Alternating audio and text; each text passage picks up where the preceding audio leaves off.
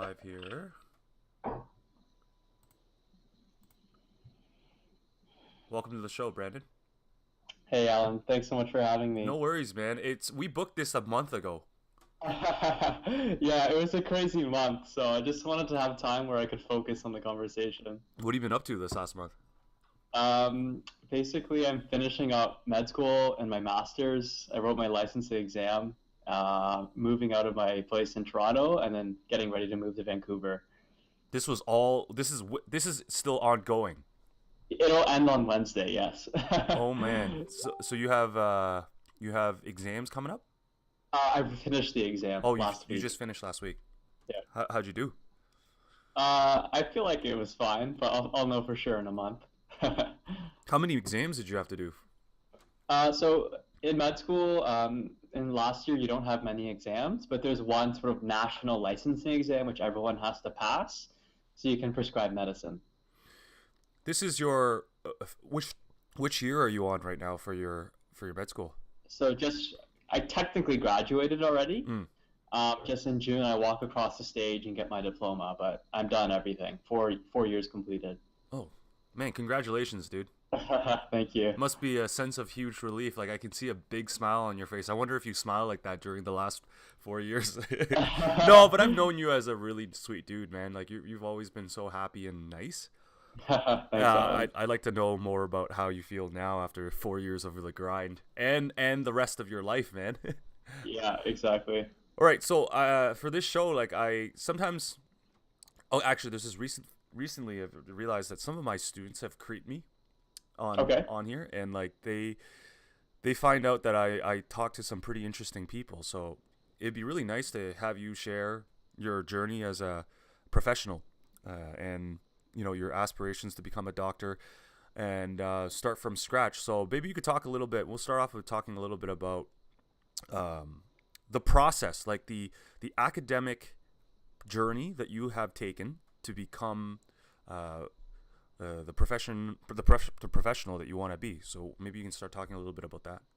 For sure. I think looking back, I can realize that to become a doctor, Hmm. it starts really early. It starts when you're a kid.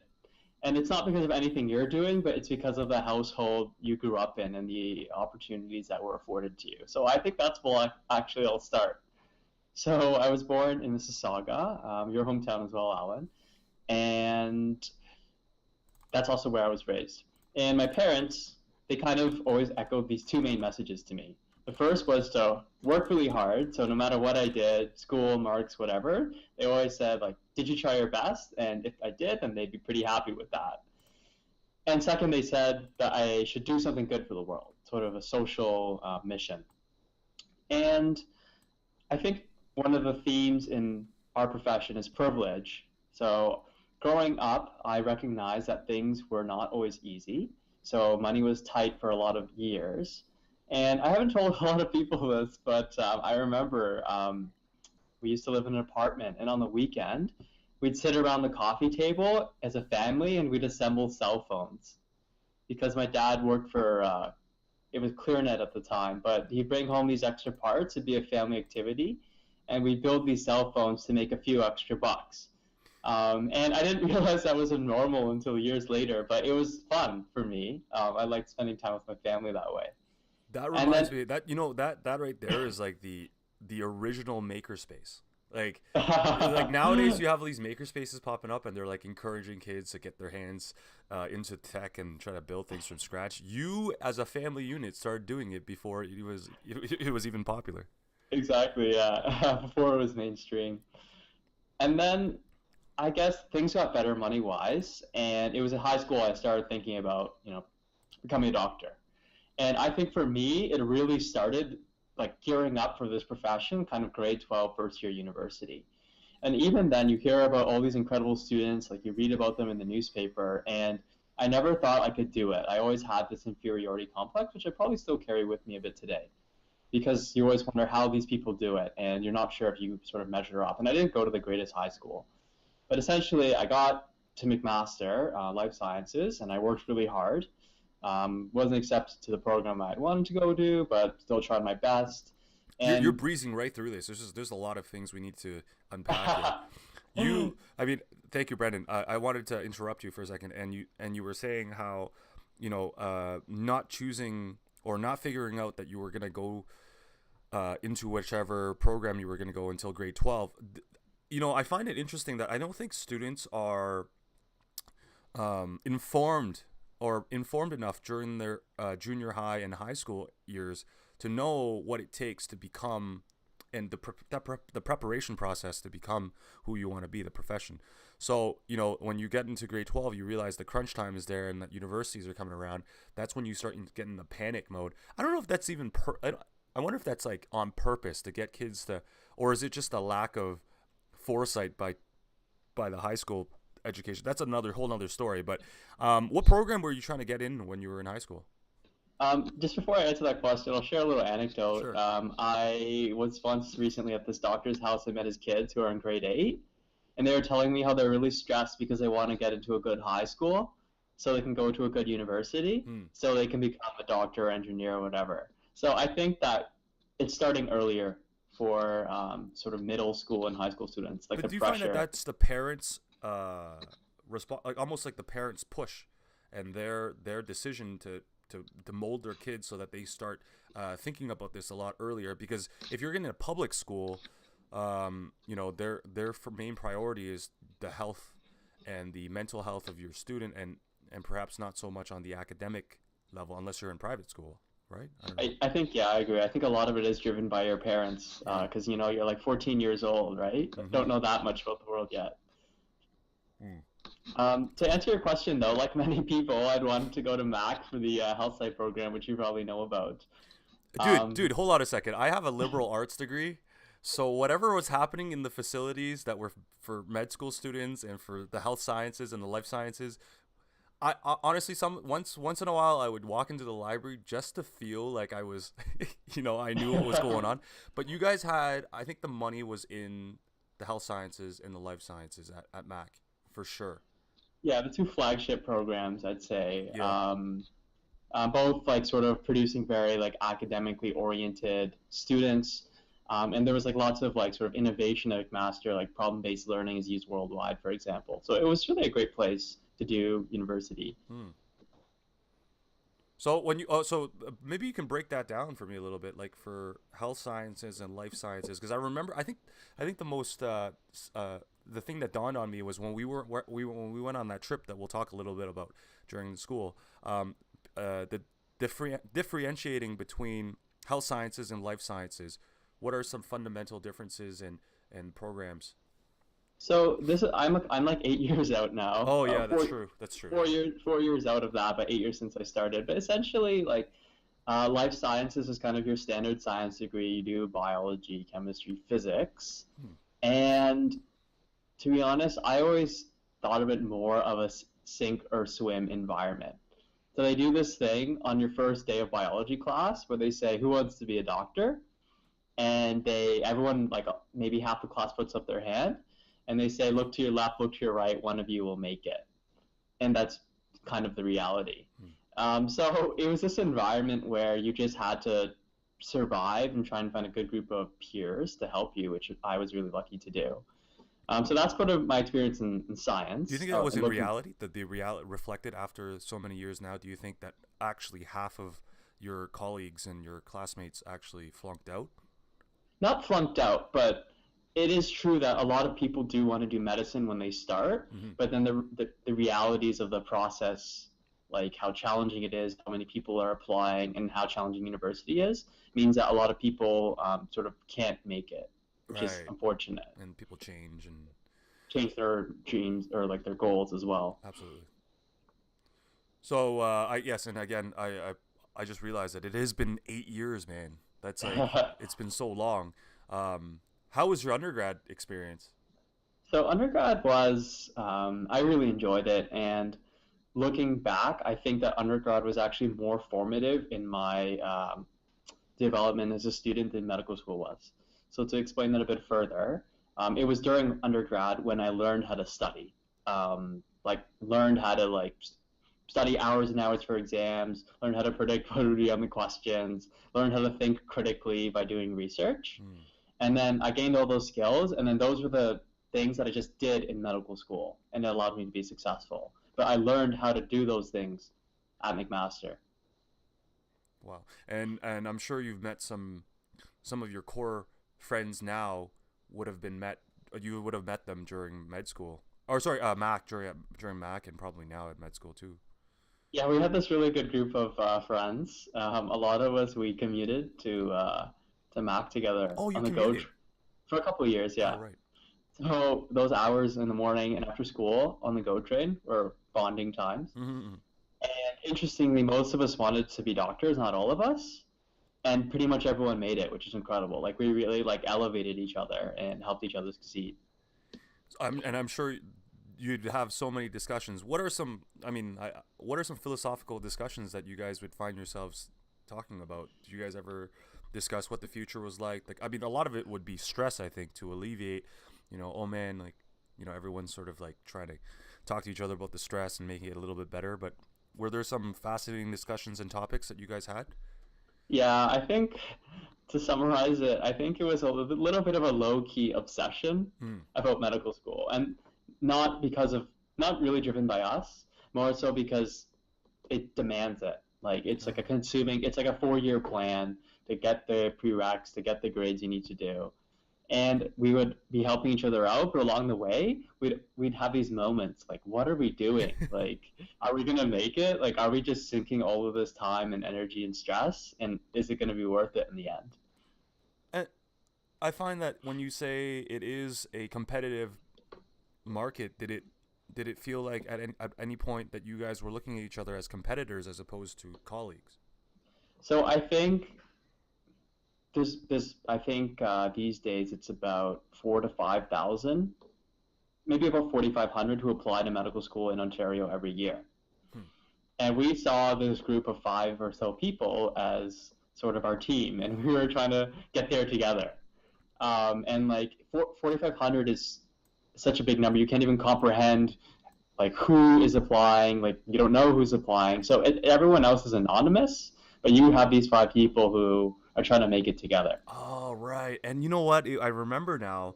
It was just after meeting some of the guys on the trip, and I remember everyone just talking about like acceptances and applications, and everyone was sort of waiting to hear back. That was not probably not the most like amazing experience, but like I know that was the case, right? Yeah, I was preparing for a med school interview while we were in New Orleans together. Oh man, dude, how did you how did you manage the stress, man? Well, I think that's where the story comes in that you told at that big group reflections. I'll just tell it. But basically, actually, do you want to tell the No, story? you go ahead. Go ahead. Go ahead. Okay. You go tell the Bas- story. Basically, the way you told it was you woke up 3 or 4 in the morning. It's pitch black, and like you're like dozed and like just trying to wake up, and then you see someone with a flashlight reading a book in the middle of the bus, like the only person who's awake. And then you realize later that it was me with my sort of laptop and my book preparing for my medical school interview at like 3 in the morning. And it was stressful, but I think that my mentality always, even then and now, has been to control whatever percentage of the outcome is within my control.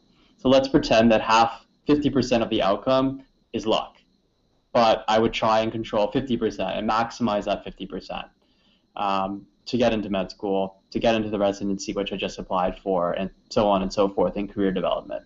And I think that goes back to sort of what my parents had always told to me growing up. Just put in maximal effort, and the outcome isn't always out of your control, but you can control what you're doing on your end. And yet, that sort of calculative like that process of thinking ahead, um, going on the trip. So I think we'll clarify a little bit about what the trip was too. But when we went on that trip to New Orleans, to it was it was a back serve program where we went to work for Habitat for Humanity, and for a week we took a bus that was 12 hours long to get to Louisiana, and we Yeah. got there and we started working on this house, and we went through the ninth ward, and we kind of checked out some of the disaster effects of what happened from the after effects of Hurricane Katrina. But you know deciding to go on a trip like that must have been you must have been torn because you knew that you had to prepare for your finals, but meanwhile there was this trip. Uh, what made you go out of your limb? Because I don't think that an average med school student would say, "Oh, this is the right time to go on a trip with everyone." I think, to be honest, I remember thinking about doing MaxServe in first year of university, but I didn't because I was worried about basically succeeding and surviving in university, so I didn't. Then in second year, I came up with another excuse. I don't remember what it was. So third year came along, and I said, like, I wanted to go on this for so long. I think it'll be a great experience. Hmm. So I did, and I made it work, and I met great people like you, and I met other people who were going for med who eventually made it, and some people I still keep in contact with, like I see at like U of T Med School actually, from that trip. The ability to bring so many different people from all over is incredible because on that trip, uh, I hadn't even have heard like of provost students who were getting top scores in every subject, Yeah. including their electives. That was like awe inspiring to me. I didn't like. I was talking to some of the guys, and you met them, and I don't remember the names. I don't think we kept in touch, but just hearing that there was 3 or 4 guys who were straight 12s, right? Because we were on the grading scale of 12s, Yeah. like 1 to 12, and then having met you, and then also like having conversations with them on the side, they were showing such tremendous respect for someone like you too. They knew who you were. And they would say things like, "Oh, Brandon is a machine, like that guy." And meanwhile, they were like getting 11s and 12s, right? And then I was like, oh man, I looked at you at a completely different light because I think that studying and academics isn't really something that people boast about, but Yeah. it's something very personal, right?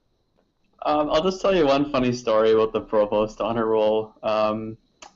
Basically, every time I told you that, like, I never really believed I could make it. So every time I got one of those medals, I believed a little bit more, but I still never believed. And it wasn't until I got into med school that I said, okay, yeah, it looks like maybe I could do it.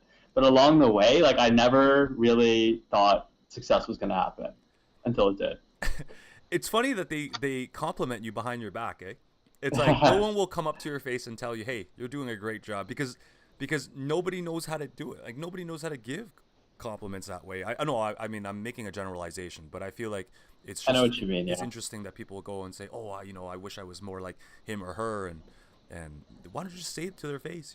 That's a good point. Yeah. So yeah, that trip was really good. We worked on that house and shared some good memories. Drove back 12 hours, and after that you got accepted to med school shortly after, correct? So no, actually, that year Hmm. didn't get in. Rewrote my MCAT, reapplied, and I'm actually really glad I didn't get in that year. There's a lot of different side stories for this, but I ended up getting accepted to Oxford the following year, but I decided not to go. I ended up meeting my partner the following year, and we're now been together for 4 years, and we're moving to Vancouver next year for our That's residency. awesome, man. And I actually just developed a lot, and it helped me succeed in med school. So I was obviously like really upset and devastated at the time, but again, they say hindsight's 2020, and looking back, I needed the extra year. Kind of like, kind of like how I don't know if you're a sports guy, but like in the NHL, they say this person needed an extra year in the minors, but when they start in the NHL, like they just like kill it. I think that was the case for me. I needed that extra year. What was it like to be accepted to Oxford? So And what was the I story behind that? Like, why did you apply to an American school or so university? it was to be really frank, it was my backup for med school. Hmm. And Okay, yeah. sorry, man. I just almost choked on my drink. Just like, yeah, my backup Yeah. was Oxford. Yeah, it's just because a couple of things. I was interested in basic science research at the time, which I don't do anymore. And I had a really amazing professor who had trained at Oxford, and she kind of connected me with some people there. So I applied thinking that, okay, if I don't go into med school, I want to have a really good educational experience in this gap year. So I had actually been accepted to Oxford before all my med school interviews. So I guess I had that insurance going in. How did you deal with the uh, um, the bad news when you didn't hear, when you said when they didn't accept you? So the first time around, so there's this thing in psychology called, so like basically I did my major in biology and psychology. So there's these defense mechanisms which they describe. So when something doesn't go your way, your brain just sort of has these ways to deal with it. And my way, they call it in psychology, is sublimation. So basically, when you're pissed off, you just work harder. So I remember the day that I was rejected from medical school, I started looking up MD PhD programs, and like I started doing research about what I would do next. Hmm. It was my way of dealing with anger and frustration. And eventually I went through the regular cycles that people do of sadness and anger. I got over it and just started working again. Right. That's very interesting. Maybe you can talk a little bit about the process of med school and what program you decided to take, because I find that some people, well, at least for me, I think like the general term of doctor like it's such a generalization, right? Yeah, this when you start med school, there's I think about 30 different paths you can choose when you exit, Wow. and each of those paths has more branches. Talk about a few. Talk a few about. I want to know a little bit about that. Yeah, for sure. So I ended up going to U of T, University of Toronto, for medical school, and that was a great experience because there was just so much going on academically, like research, leadership. There was a really cool opportunity, so I ended up doing a master's degree during medical school, which the university paid for, and that was fantastic, and that got me interested in health systems, so the healthcare system as a whole. But as for sort of the standard path, you spend 2 years, first 2 years of med school in the lecture hall, you spend the second 2 years taking care of patients, and then you spend the last year concurrently doing this 8-month application process to get into residency. And the path I chose is internal medicine, which is when you go to the hospital, you see an emergency doctor, they take care of you, but if they decide that you're really sick and you need to stay overnight, the internal medicine team, we're the ones who take care of you while you're in hospital day after day or week after week.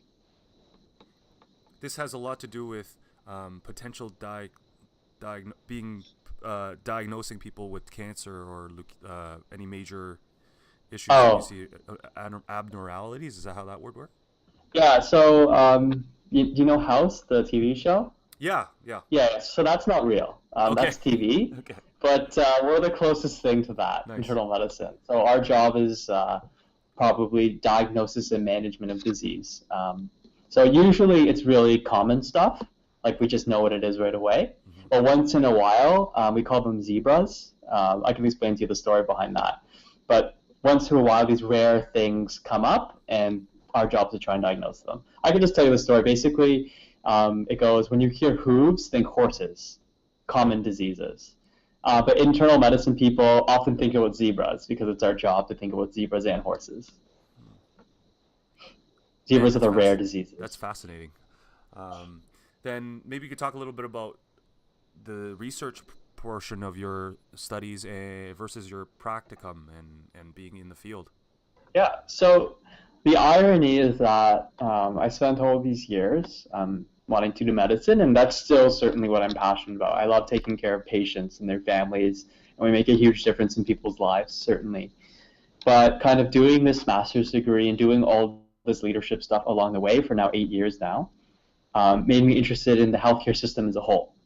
Um, so not just how can you take care of this patient, but how can we make our hospitals run better?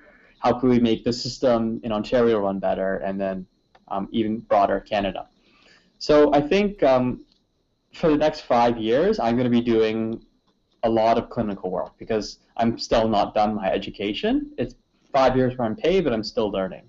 But after those years are done, I envision myself doing maybe like 30%, 40% clinical work, like taking care of patients in the hospital, but almost the majority of my time working on the system. And I can explain a little bit more on the kind of work that is, but that's what I envision for now. Right. So now that you're about to finish your concurrent last year of the med school program, you would be entering the workforce as a researcher at first. No, so I for the next 5 years, I'm called a resident. Oh, okay. So basically, you provide patient care as a doctor, Mm, but you're still learning. mm, And then the 5 years after that, I imagine doing clinical and research, but perhaps mostly research. I see. Now, what was the studies like in med school? Was it more? Was there a lot of history and science and politics, or yeah, politics and in history at all? Trying to because I mean I'm So trying to think like understanding the healthcare system in Ontario, for example, would require a lot of background knowledge. So I'd say just to be give approximations, I'd say we spend half of our time learning classic medicine, diseases, how they happen, etc. Mm. About 25% of our time learning to work with patients, like communication skills, how to like interact with patients, and that's been a big trend the last 10 years, focusing on that. Right. And about 25% of time on sort of social issues of health. Mm. Um, we call them the social determinants of health. So the underlying reasons why people get sick, legal issues, ethical issues. So that's the distribution for 2 years, Mm. years 1 and 2. And years 3 and 4, we spend in the hospital just working. I, I'd like you to share some examples of classical, or I guess disease, classical disease, or maybe some of that 50% of that period. Was there something that was very fascinating for you that you can share with me? Let me think about that for a second. Um, I think one of the things that interested me about internal medicine is that how a lot of the diseases are explained by sort of science and an understanding of how the body works. And that's kind of what I had learned in during my time at Mac in undergrad. And I think there's just like there's a lot of really interesting diseases in internal medicine. And for example, like you can have like a lung cancer, and then it secretes all of these like weird hormones, so to say, and then it kind of pretends to be other things. So it looks like there's something wrong with like your bones, or it looks like there's something wrong with your brain, but it's really like your lung cancer masquerading as something else, just to put it in simple terms. And I think what's interesting about sort of my specialty is that we like focus on the science, but at the same time you're able to like work with patients and explain it to them in a way that's meaningful and makes sense to them. You know, the anomalies, and it's almost like nature is trying to trick you, and you're trying to unravel or try to make sense of it all. You know, when you talk about the cancer hiding as something else or masquerading as something else, like it must be thrilling to figure it out and solve a problem. Exactly, they're like puzzles, Yeah. and we like in my field, we in internal medicine we love puzzles. Mm. But I think our specialty is interfacing the scientific puzzle aspect with the human aspect. Right. Yeah, because I just can't imagine where like the some people spend 40 years, 50 years doing the research on a certain very specific disease, and like the advancement of that particular research is so specific, and it's hard to think that people do it not for recognition but for their own personal you know goal. And I can only imagine how amazing that is for you and some of the people that do this. Exactly, yeah. A lot of discoveries are meaningless at the time, Yeah. but in 40 years, looking back, do we recognize the value? All right. Well, okay. So that 50% is into that. 25% you said was interactions, and a common trend with interactions with the patient. Do you think that this is I guess the right trend to be going towards? Do you think doctors and patients relationships are something to be interpersonal relationships is an important topic? Yeah, certainly 30 years ago, or maybe 50 years ago, I don't think that was as much of an emphasis in the curriculum. But now, every week for 2 years, we're working with patients and learning how to take care of patients, not in the medicine aspect, but in terms of like the empathy communication aspect. And then in your last 2 years, every single day, you're working with patients. You practice what you learned. I think absolutely, like medicine's a practical field, so you need the practical experience. Do you need a personality to be a doctor? That's an interesting question. I would say I would argue no. I think that we have a wide spectrum of interesting personalities in my class and just the field at large. But I think each of these people with very different personalities is capable of having those core skills of like communication, empathy, collaboration, etc. to be a great doctor.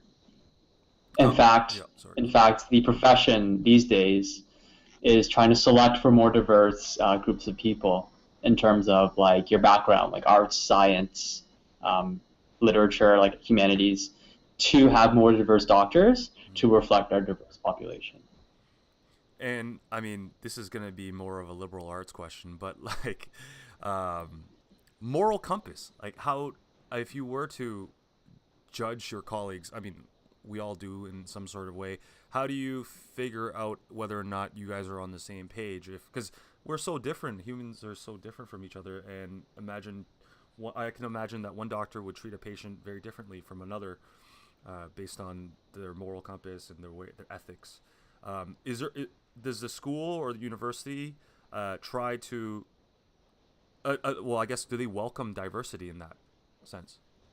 So yes and no. I think the sort of the enforcement of your like ethics and moral compass Right. decreases over time. Hmm. So to explain, in medical school, like it's heavily taught, like these ethics and morals of medicine, and you're graded on professionalism all the time, which basically means like, are you acting the way that a future doctor should be? Then for the next 5 years, to remind you, that's kind of residency when you're working and learning at the same time. Again, like you're getting evaluated and constantly assessed on your professionalism and knowledge as well. And the irony in our profession is that after that, you become what's called a staff physician. So it's kind of like just being like a ascending to the top of your career ladder. There's actually not a lot of um, feedback given once you're a staff physician, and that's actually a project I've worked on in the past.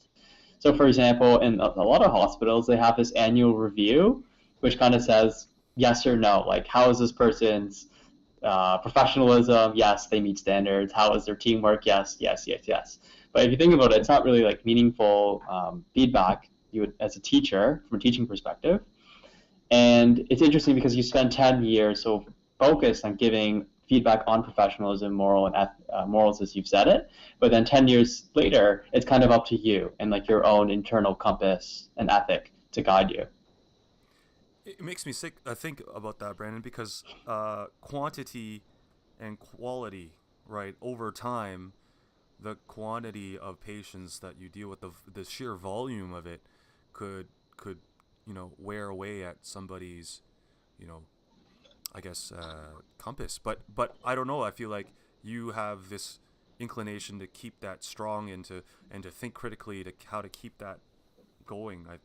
I don't know if you know what I mean in that I case. think I think that so there's a well-described phenomena in our profession of empathy erosion, Mm-hmm. which basically means that as you get more experienced, so as knowledge goes up, empathy and knowledge and experience go up, empathy goes down.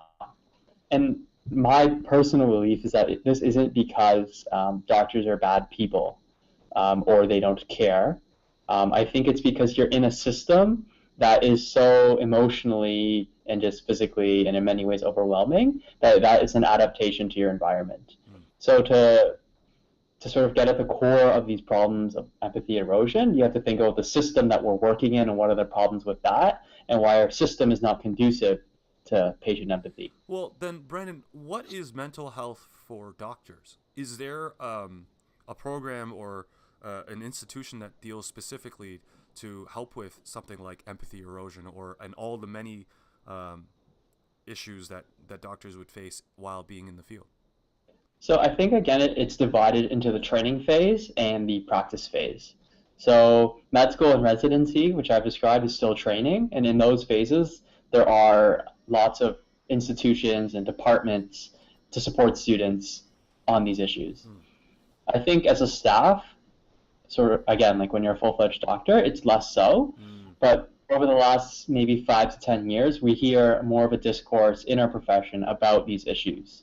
Mm. So people are writing opinion pieces, Mm. people are having conferences on physician mental health. So I guess what I'm saying is that we recognize that it's a problem and we're working on improving it. Thanks. What are some common misconceptions about doctors? This is a big one. I think it goes back to what I was saying earlier, that a lot of the behavior isn't driven by us as an individual human or doctor, but by the system that we're in. Mm. So, just to give a really tangible example, um, I've been to the emergency room myself as a patient. You show up, you see one nurse, you see a second nurse, and then oftentimes you wait hours. You see a doctor for 5 minutes, and then you wait more hours, and then by the time you leave, it can be 5, 6, 7, 8 hours. And as a patient, you're wondering what the heck is going on. Like, why aren't they taking care of me? Right? That's the patient perspective. From our perspective, because I've been on both sides, we can be working nonstop for 12 hours, and our continual work for 12 hours is the best we can do in leading to patients waiting for 8 hours. So your 8 hour wait can be the absolute best we're capable of producing as an individual. But the problem is sort of the systems issues, like why are emerges overloaded? That relates to a lot of things which I'm happy to discuss. But there's underlying reasons outside of your doctor's effort or behavior which are causing the problems. Right. Many factors, including probably maybe there's not as many doctors on deck, or so many different factors. It's interesting because I feel like on the one hand, med school in Canada is so, I guess, recognized and accredited that they want to keep the standards so high so that they want to get the best doctors in. But then when it comes to the field, there is a constant demand for doctors, and it's almost like, how do you find the balance for both, right? I don't know if that has ever been an No, issue. I get what you're saying, and in my opinion, I think that it's actually one of the biggest misconceptions in our healthcare system. Hmm. So when there's a problem, it's really easy to say that we need more doctors, Hmm. and it's also really easy from a political perspective Hmm. when there's an issue to say, oh, okay, we're solving the issue by investing more money or adding more doctors or just hiring more people. Like, it's really, on the surface, it seems simple. But if we go back to the emergency room problem, if you hired more doctors to work in a flawed system, you'd still get the same output of these long wait times. You'd just be spending more money on doctors.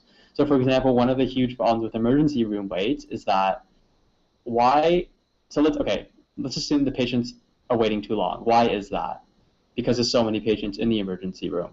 Why are there so many patients in the emergency room? Oh, maybe it's because they couldn't see their family doctor after 10, and if they could, or after 5, and if they could, they would have seen their family doctor. Why can't they see their family doctor? Because family doctors don't work after 5.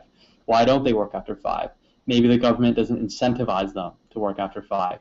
Maybe there aren't appropriate resources for them to work after 5. So even though like it seems like you add more emergency room doctors that would help, maybe there's another problem which is actually the root cause of the issue.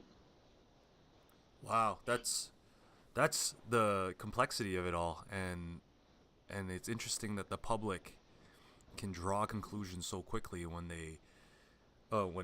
there are so many misconceptions, and I think we could talk a lot about those things. We could endlessly. That's great. We'll move on to as a professional, the changing role as a doctor, or like the, I guess the what's the word?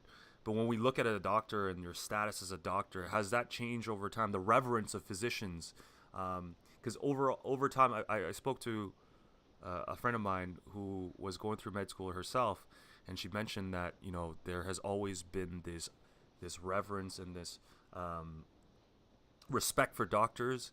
Has that changed, or is that sort of like that when I think of a doctor, I think of a professional who is very good at what they do and knows exactly what they are doing. Do you think that there are stereotypes that doctors have that we need to talk about, or? That's a great question. Mm-hmm. I think that we're actually, as a profession, trying to move away from that concept of doctors on a pedestal. Mm-hmm. So just to elaborate, so I think doctors are respected in our society. It's sort of, everyone knows it's like hard to get into med school. It's long training. You work long hours, and people view you as providing a social good. And also there's a big TV profile with lots of sort of media presence as well. Right. Um, and maybe 20 years ago, the model of medicine, we called it paternalism, where a patient comes to your doctor and says, "Hey doc, what do you think I should do?" The doc tells you, and the patient does it. So it's like unidirectional from the doctor to the patient. But especially over the last few decades, we're trying to move as a profession towards a more collaborative model where it's almost like the doctor is a coach or a teacher, where the patient comes, explains their perceptions and their values. The doctor will lay out options, and make a recommendation, and the patient will choose one, and they're sort of working on it together. A lot of shared decision making. On the flip side, with the healthcare team, again, it used to be sort of doctors calling the shots, but there's almost innumerable healthcare professions, and each of them has a 2 or 3 letter word, like RT, OT, SLP, etc. Each of them has like all these different titles, and we all work together to get stuff done for patients. So doctors are sort of like a quarterback, again, using the sports analogy, who helps coordinate things. Right. But certainly putting doctors on a pedestal is not conducive to good patient care, because you need the team to work together, and you need people to be able to approach you. It makes me think about that. Now that the prevalence of the doctor and how you're managing everything, the level of responsibility increases, because now is there a cap? Is there a cap of how many patients you see? Because if let's just talk about that patient room, emergency room model, where you are a doctor managing 3 or 4 patients at once, and meanwhile keeping track of each patient in such a, which now the system requires you to have such a personal profile of each person, and being a coach and being so, I guess it's almost differentiated assistance. Does that make it more difficult as a doctor nowadays? I think there's a bit of nuance. This model I described as a coach, it kind of happens when things are a little more calm, like when you're like going to your family doctor, Right. or when you're in the hospital for a while. In the more sort of urgent settings like the emergency room, they move them more quickly and are maybe a bit more directive. Right. But I do think you raise a good point. One of the issues a lot of people have with their doctors is that it seems like their doctor doesn't spend time with them. And I think that is true in a lot of ways. Like your doctor might see you for 5 minutes when you've been waiting in the waiting room for like an hour or something. But again, from the doctor's perspective, you're seeing patients 5 minutes at a time throughout a whole day, and you've filled up a 8 or 9 hour day. So to answer your question, adding a lot of these new responsibilities, like Right. focusing on like communication and like the collaborative aspect, that does take more time. Yes. So that's actually one of the first things that goes when you're running out of time. So when I'm up at 3 in the morning looking after patients and I haven't slept all night and someone needs empathy from me, it's obviously a lot harder to deliver that. Yes. Yes. Isn't that? Yeah. I can see that. I was on this. I was thinking about, like, actually, this thought. This is very confusing for someone who don't usually go deep with a professional like yourself, because oh right, my question was, philosophically, do you prefer, or is it preferable to have a patient who would like to see you less, or a patient who would want to see you more?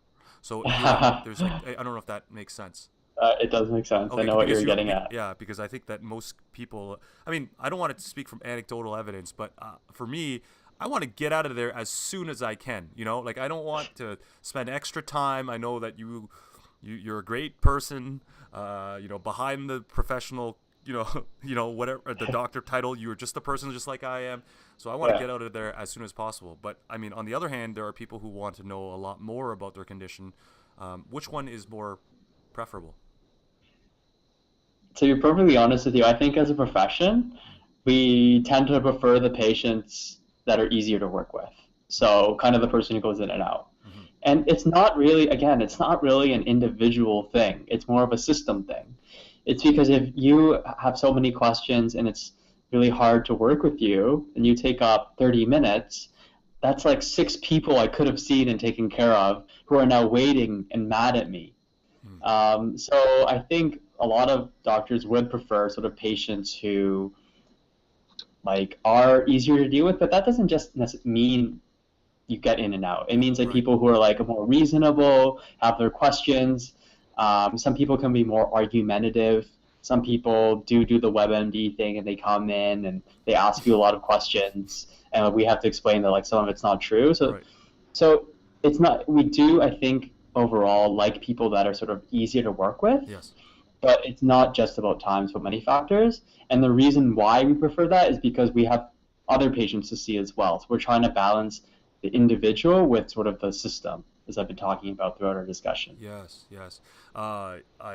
How do we inform the public about this? How do you inform someone like me to get it? You know, or like the social cues of the professional realm of coming to a doctor. Where do we get that information? Hmm. Well, I think there's a couple ways to get at this. The first is there are some doctors which are really good at making patients feel heard even in a small amount of time. Mm. So I've seen some really great doctors. They come in, they see their patients for like 5 minutes, Mm-hmm. but then the patient's so happy and they feel like everything's been addressed. Like that's an art to doing that. Mm. Um, so I think that's something that we can do in our profession. I think there's a lot of patient education campaigns going on to like sort of talk to patients about resource stewardship and those issues. But I think education's probably a part of it. And I'm not sure, honestly, of like what we can do about this because this, I think it's this sort of attention that's always going to be there, like to balance the individual and system needs. Right. Well, thanks for that. I'm gonna keep going here. Public and private healthcare. This is an interesting one because I've always had these conversations with friends about the Canadian healthcare system, and I am so happy because this is something we don't think about as Canadians. Is like we don't have to think about the possibility of getting sick to a point where we are debilitated and having to worry about money, and that is tremendous. I don't think many people can say that, especially if you live in a country where it is a market economy, where healthcare requires money and you have to pay for it. So I guess my question to you would be public versus private healthcare.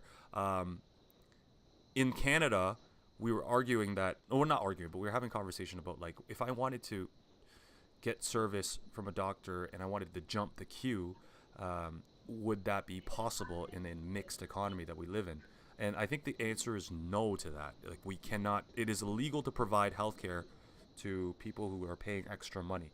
Maybe you can elaborate a little bit on that because that's something that I really want to know about. For sure, I know this is the sort of eternal debate in our country. And I can't answer the question in the time we have, but I'll Yes. try and scratch the surface. So, Sorry. Yeah. okay, so what is public healthcare? What's private healthcare? Every healthcare system has finite resources, and you have to divide those resources based on something. So in the US, to put it really simply, there's more complexity, but they divide it based on money. So if you can pay for the services, you access the services. And it sounds like, I'm not sure if this is true as a Canadian doctor, but it sounds like if you're willing to pay more, you can find someone who can do it for you more quickly. In Canada, we divide up healthcare resources based on need. So you hear all the time about people waiting 6 months to see their doctor for like a surgery or procedure or something like that. And that's because, unfortunately, compared to all the other patients out there, Mm. the need is not as great. But if you broke your hip and you needed it operated, it would be done like the next day. Mm. So that's how our system works. It divides resources, finite resources based on need, and that aligns with, it seems like, our values as Canadians. Right. In Ontario, you're not allowed as a doctor to charge for services that are covered by the government. Mm-hmm. So I can't charge you to fix your hip because that's covered by the government. But there is a little bit of a black market emerging, and it's been covered in the Globe and Mail, Mm.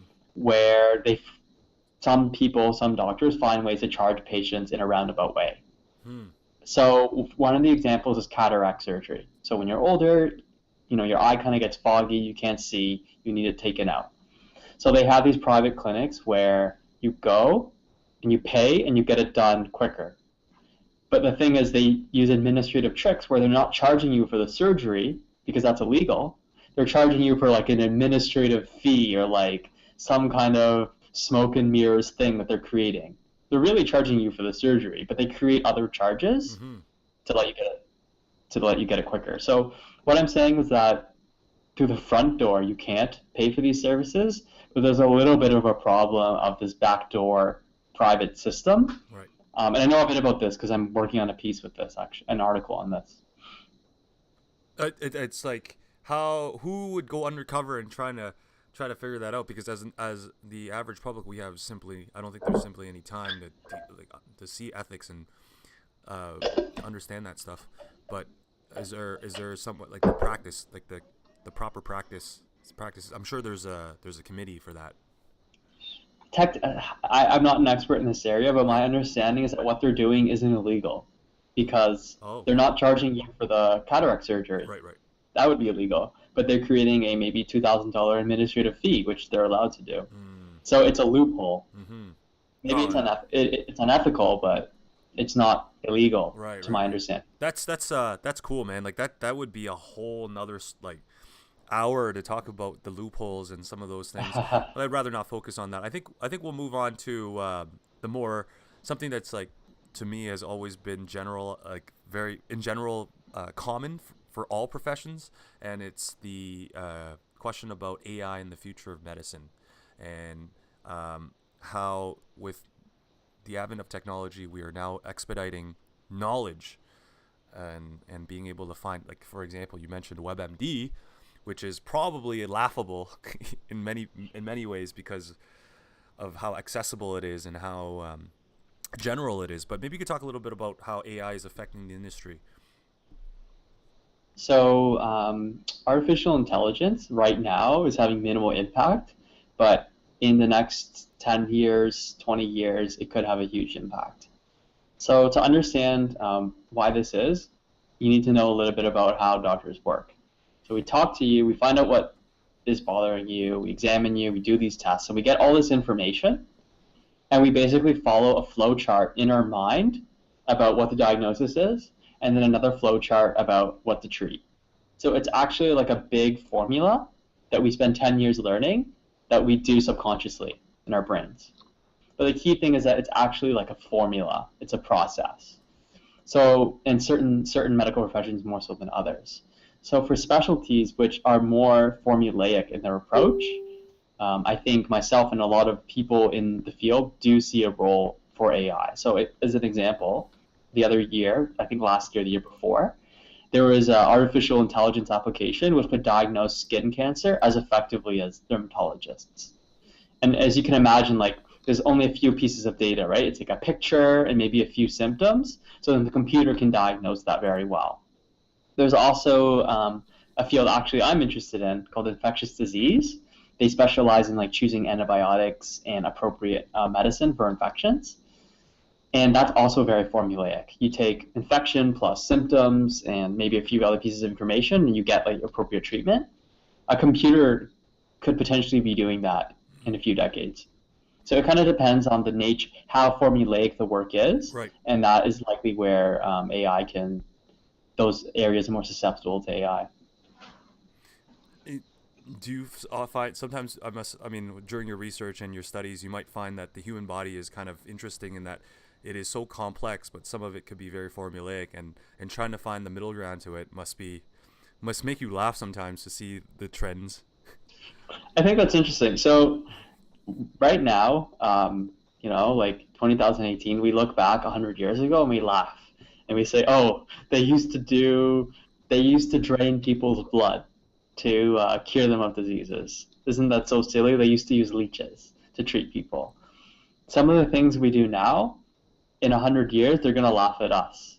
They're gonna say, "Oh, they used to give chemotherapy, which killed the cancer and killed so many other cells in their body." Like, that's just so silly and so barbaric. In 100 years, that's what they're going to think about medicine right now. Right.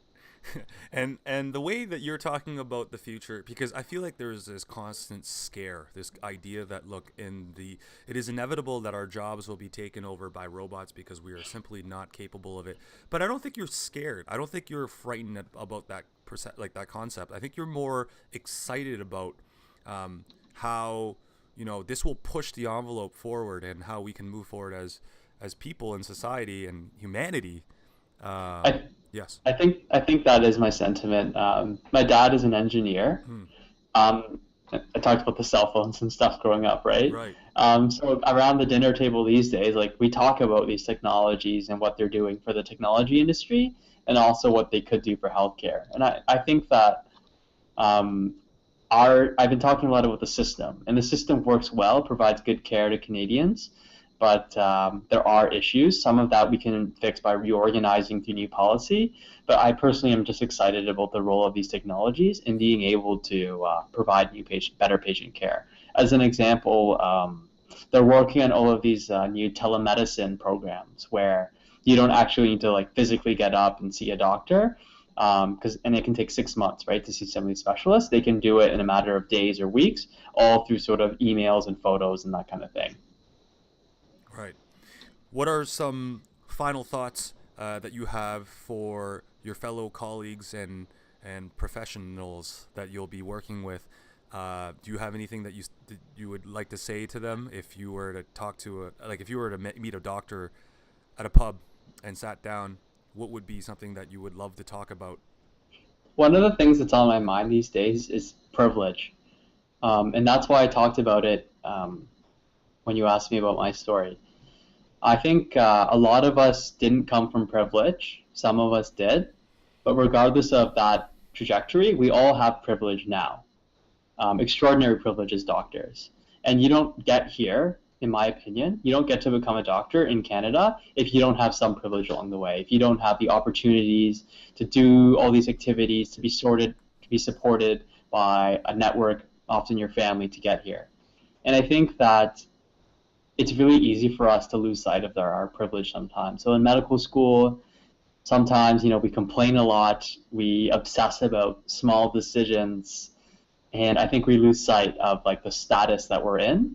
And we had this great lecture on our last day of medical school, and he's actually a mentor of mine. And what he said to our class is that I don't worry about you guys, my class of 2018. He said he knows we're going to be successful. He knows we're going to do good for the world.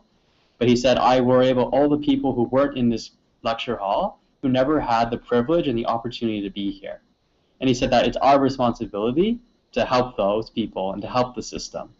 So I think that privilege is something that it's easy to forget that you have it, but I think it's important to recognize it because it puts distance between yourself and your patients and the rest of society, and recognizing it is the first step towards mitigating that. That's a very humbling statement that you made about privilege, and I find that it's it's such a critical way of looking at something, and to keep ourselves humble and to move forward. And like, for example, coming on this show and talking to me and sharing all of these things that you've done in, like, you've concisely put it in less than an hour. I'm sure there's so many more things you want to talk about, but being able to share that with us and share that with me is very powerful, man. Thanks, Alan. It's been a real pleasure, actually. I'm really glad you invited me to share some of my experiences and thoughts. Yeah, and it's not the end. Like, I feel like as I do this show, I feel like whenever something comes up, I can always approach you and ask you if you would like to come on the show again, or if anybody else would be interested in that, because I think perspective is so important, right? When, like, you telling us about privilege from a privileged standpoint is very meta. It's like, wow, Yeah. it's very it keeps me informed, and it's good practice, dude. Thanks, Alan. Yeah. So thanks for coming on the show, man. Hopefully this is gonna be recorded, and I see that people are dropping in and out from the chat. It's funny because this is such a new concept. Engaging with the chat is something that people I'm gonna work towards. But there was a comment made on your Facebook page. Tony said that something about your point about administrative fee isn't misrepresenting the code fee charge considered fraud by your college. Hmm. And So I'm not. So I don't actually know how this works, to be honest, because I don't do it. right, right, But right, basically, my understanding is that they're not paying for the cataract surgery. So let's just use cataract surgery, right, right? right. So the cataract surgery is free. That's covered by the government, right? But the doctor will say, to get in this fast track surgery, I charge a $3,000 administrative fee. That's my charge, my personal charge. Mhm. So I think that's the loophole, Right. because you're not paying for the surgery, which is illegal to pay for. You're paying this other fee, but in reality, the two fees are tied together. Mhm. Yeah, That's my and understanding. it's great because it takes doctors to know doctors, man. You know, and Yeah, and exactly, and it's gonna exactly. be good to hear from you and to have you as a guest here and a friend. It's a good thing for me, man. Thank you very much. It's been a pleasure, Alan. Okay, Take so care. we'll talk later, and thank you for everyone who joined us, and we hope you have any questions. You can find Brandon at on Twitter. You can tweet him at Dr. That's Brandon Tang. He's gonna be he's a nice guy, man. I'm sure he'll answer some of your questions. All right, dude. Have a good one. Enjoy your Sunday. Happy Mother's Day to all the mothers out there. Okay, man. absolutely. All right. Cheers. Take care.